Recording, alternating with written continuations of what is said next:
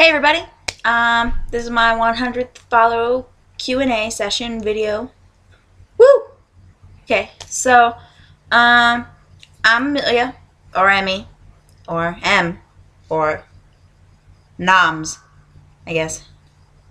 Yeah, so we're gonna go ahead and, I'm gonna go ahead and do the video. I've never done a video before for the internet, so hello internet.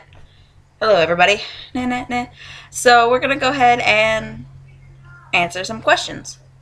Yeah, we're gonna go with some ones that I can answer for me, I guess, is the question, and ones that are more specific to Mabian's personality or something. So let's see. Okay, here we go. Here's a question, multiple questions from Dr. Solis.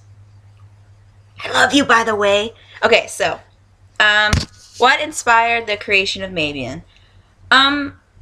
Honestly, it was a matter of I had another character, her mother, Marion, and she had already had a son who is Mabian's brother with my long-term RP partner, Antimatter Alcohol, who is Ben Taxman. Hi, baby.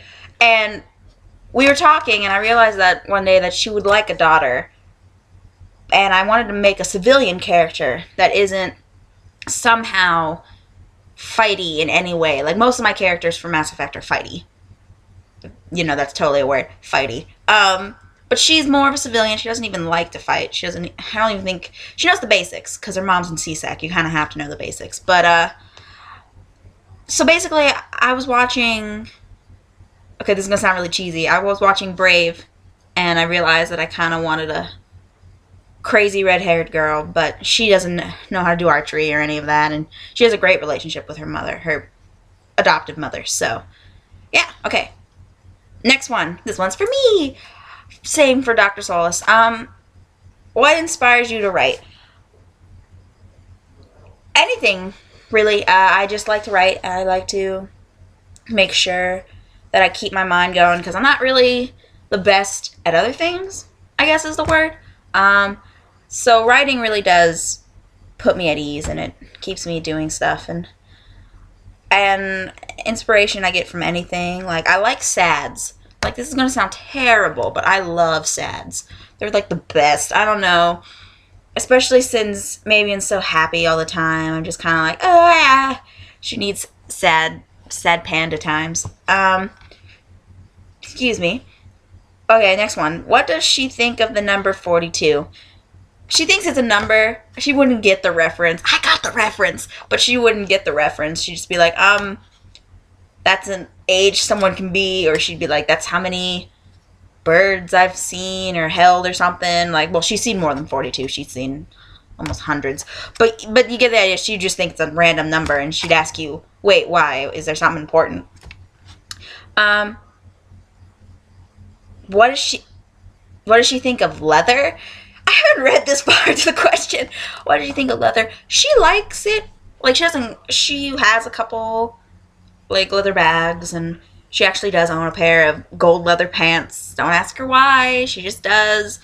And she's kind of indifferent. She's a scientist and an environmentalist, but she's not, like, someone who's just like, yeah, I'm not going to do anything. She's just kind of like, nature has its way of doing that stuff too. That's why she's not a vegetarian either, because that's always assumed of her, which is really funny.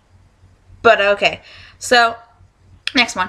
Any particular races she doesn't like or is prejudiced against for whatever reason? She's pretty open. She's kind of like live and let live, though Batarians kind of scare her in like a slight way. Like, she wouldn't flip out if she saw a Batarian in real life. She just, because since her mother works in special victims, she hears a lot of slavery stories and stuff, and it just makes her nervous when around them. She won't stop being nice, but, like, she'll be more reluctant to do anything, like to talk to one or anything, like go out of her way, like she normally is. Like, she'd see someone and think they need to talk to him, she'd be like, hey. So okay, Next one is from Ernut Jetzer. Jetzer. I can't speak. I am terrible with words, but I think that's how you pronounce it. I'm sorry if I mispronounce it, Sweet Pea. Did you take some inspiration on making your character from other things, i.e. TV shows, series, games, etc.? Well, like I said before, I kind of got inspiration with her from Brave. And I also kind of got inspiration from, this is going to sound really cheesy, but I got inspiration from my mother. Because my mother's a big bird person. Like, birds are her favorite. Like, she's one of those people that knows bird calls, and she just loves birds. Like, enamored with them. So I kind of made maybe an advanced version of my mother in the sense of her personality and stuff. TV shows, not so much. Obviously a series, because Mass Effect. And I thought that a xeno-ornithologist would be kind of neat, because you don't see that very often. Okay, next question, same. Does Mavian usually buy any objects made of feathers? And if so, how frequently? She loves feathers, so she kind of just automatically has them because of where she works, because when they drop feathers, a lot of times the birds will just give them to her, or she'll find them, and while she's cleaning up, if they're clean, she'll keep them. But if she buys stuff, she doesn't go out of her way to buy feathers, I guess is the thing I'm gonna say. But if she sees something that she really likes, but she's not 100% sure, but if it has feathers, it'll like turn the tables, and it'll be like, oh, awesome, feathers, and she'll wear it and stuff, even though she kind of naturally always has feathers somewhere on her, usually her hair, because it's just a mess. Next question's from Jetser again. Is Mavian your first character RPing? No. Oh, no. I've been RPing for almost 10 years now. Oh, how much time of experience do you have on RP so far, including all fandoms and stuff? Haha, so yeah, about 10 years, which is really weird to think about. I feel old, even though I'm turning 21 soon, but I'm only 20. No, she definitely is not my first character. I started out with 100% original characters, and I even did some canon. But slowly, my biggest one that I was in was Legend of Zelda, because that was my first fandom ever. Ugh, Zelda still gives me feels. Oh man, but she was definitely not my first. She wasn't even my first Mass Effect character. My first one I RP'd was my Shepherd with Antimatter. He played Garrus for me, and I love him deeply for it. And then we started doing original characters together, and it just went from there. And including all my fandoms, I guess the ones I dabbled RP in is mostly Zelda. I did Hellboy for a little bit. I did X-Men. I RP'd as Sabretooth once. I was told I was a pretty ballin' Sabretooth. I'm trying to think. I've also done Mass Effect, obviously. I've done Dragon Age for a little bit. Mass Effect kind of consumed Dragon Age, because I like Dragon Age, don't get me wrong, but Mass Effect kind of just trumped it because I liked the universe a little bit better. There's probably more. I can't really think of it. I'll probably just be like, hey! And then think of it mid-video. So, okay. So this one's from Pastry, or Second Human Spectre. Hi! Is there a certain thing you want to do with Mavian, either for a thread or character development? If so, why? Okay, this is going to sound weird. I'm not going to force this point because that's just silly. But I do want to see how she would do in a relationship with anyone. Well, not anyone, but with someone. And because I want to see how she is, because in the previous relationships that she's only had about 4. 3.5. The first one was really complicated. It was a matter of she is kind of emotionally stunted when it comes to with emitting attraction, which is silly because she's such like a happy person, but like as soon as she thinks she's attracted to someone, she doesn't want to be a burden, or she tries to convince herself that it's probably nothing, that she just sees them as really good friends and stuff, and it's really complicated with her because she doesn't want to risk any friendships because she doesn't want any messy breakups or anything. And in the end, she just really wants to have something like her adoptive parents have, which is a little dysfunctional, but they obviously love each other. I also want to do something where someone dies. Like the stalker thread that happened to her. That was great. That was wonderful. I mean, it was terrible. I felt sick while doing it, but like a good sick. Like, oh my god, I've never written this kind of thing.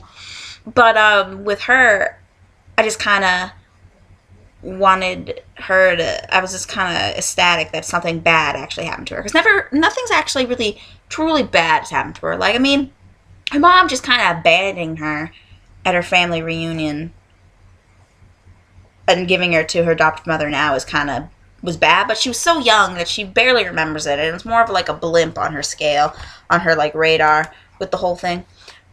So I'm open for most things with her, except I probably won't do another stalker one because I think one is enough. Like, I'm not saying it doesn't happen more than once, but it's a matter of I think she's gotten that point. Like, maybe another creep, but not as bad as it gotten. Like, I didn't even plan for it to get that bad. Like, in reality, I just planned it to be a guy sending her threatening messages, maybe coming into her house doing the video thing, but never like getting as violent as it did. But I kind of like how it went. It went darker than I ever expected it to be when I made her account. So, okay, let's see.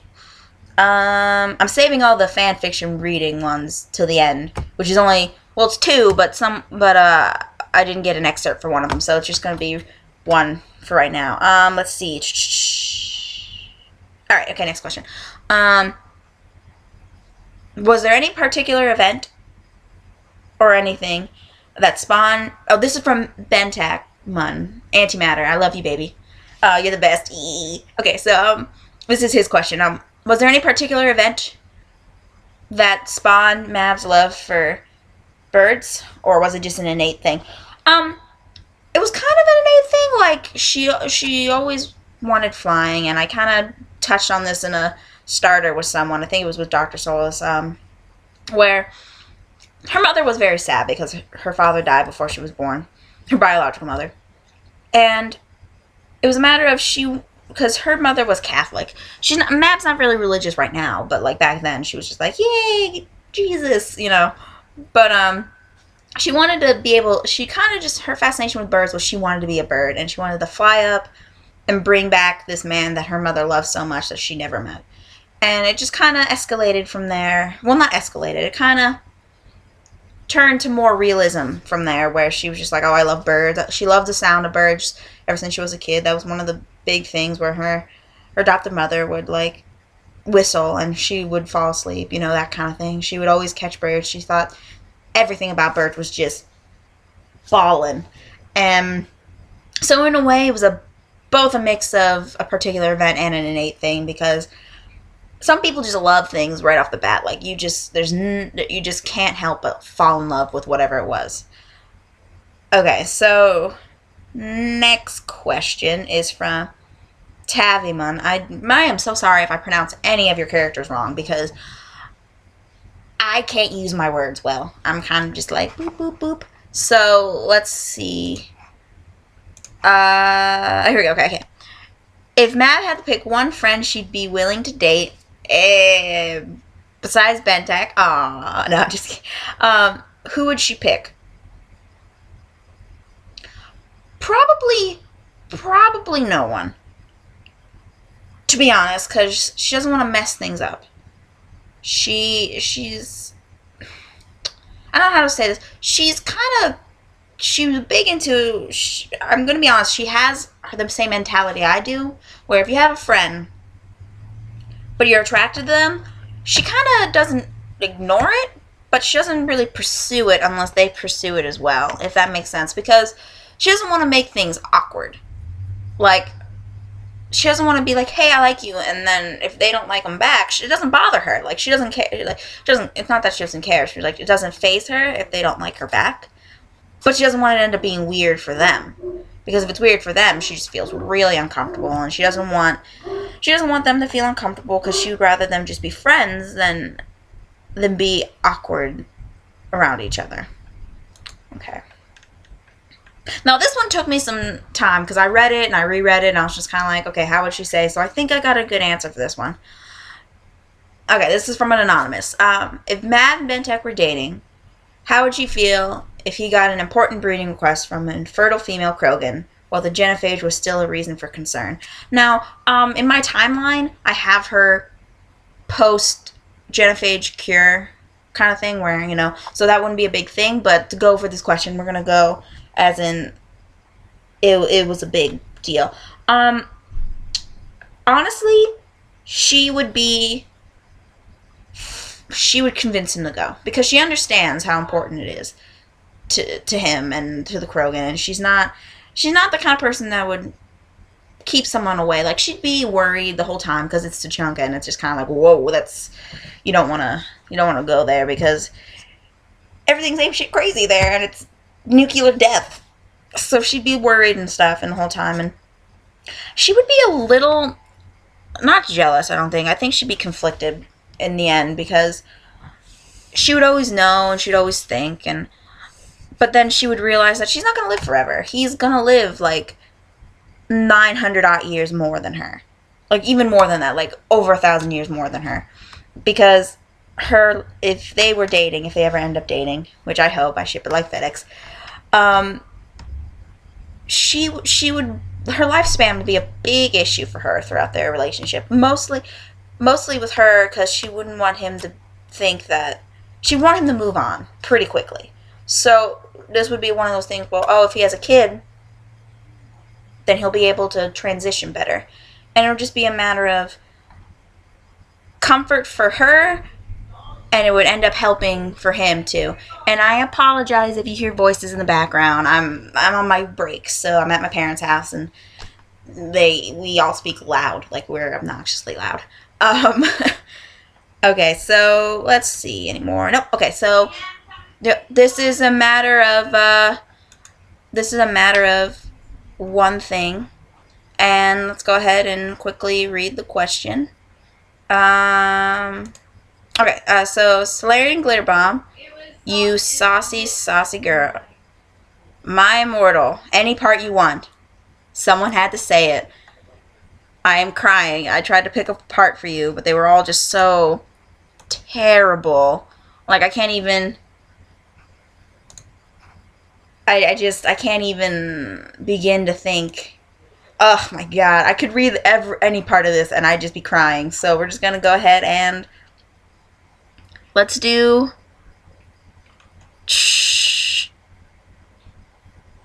Let's see. Okay. Let's go ahead and do Chapter 1, which is a total of like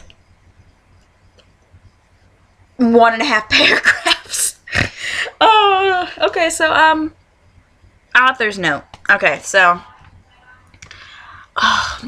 my immortal. I can't even. Okay, author's note. Chapter 1.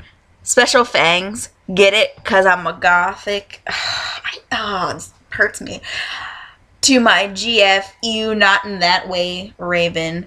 Bloody tears 666 for helping me with the story and spelling. Okay. You Rook. Justin, you're the love of my depressing life. You rocked Rook too. MCR. That's My Chemical Romance, I'm guessing, right? Right, okay. Rocks. Okay, now here's the actual chapter. Hi, my name is Ebony Darkness Dementia Raven Way, and I have long ebony black hair. That's how I got my name. With purple streaks and red tips that reaches my mid-back. And icy blue eyes like limpid tears. And a lot of people tell me I look like Amy Lee. I don't know who that is. Author's note. If you don't know who this is, get the hell out of here. Does anyone know who she is? Is this like a famous person? Okay, so I'm not related to Gerard Way, but I wish I was because he's a major fucking hottie. If you're related, you can't do. Okay, I'm a vampire, but my teeth are straight and white. Yeah, that makes sense. I have pale white skin. I'm also a witch, and I go to a magic school called Hogwarts in England, where I'm the 7th year. I'm 17. Is that right? Oh, I used to be a Harry Potter fan. Oh, that was another thing I repeat. Harry Potter. Hey, okay. So, I'm a goth, in case you couldn't tell. And I wear mostly black. I love Hot Topic and buy all my clothes from there. For example, today I was wearing a black corset with matching lace around it, and a black leather miniskirt, pink fishnets, and black combat boots. I was wearing black lipstick, white foundation, black eyeliner, and red eyeshadow. I'm pretty sure that's not regulation. I was walking outside Hogwarts. It was snowing and raining, so there was no sun, which I was very happy about. A lot of peeps stared at me. I put up my middle finger to them. Oh, that was another thing IRP and Star Trek. Okay, sorry, okay. Hey, Ebony, shouted a voice. I looked up. It was Draco Malfoy. What's up, Draco? I asked. Nothing, he said shyly. But then I heard my friends call me and I had to go away.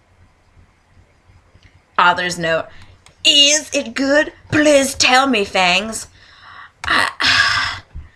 This hurts me, guys. This, like, physically hurts me. I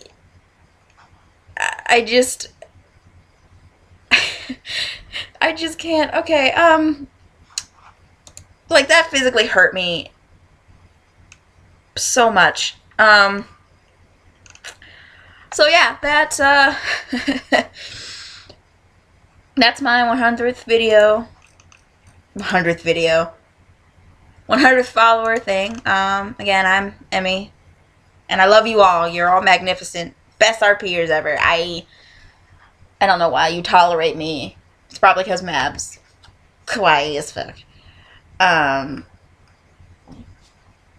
But thank you guys for 100 followers, and maybe for 200 I'll do something else, and I'll probably just still derp about like I did for this video.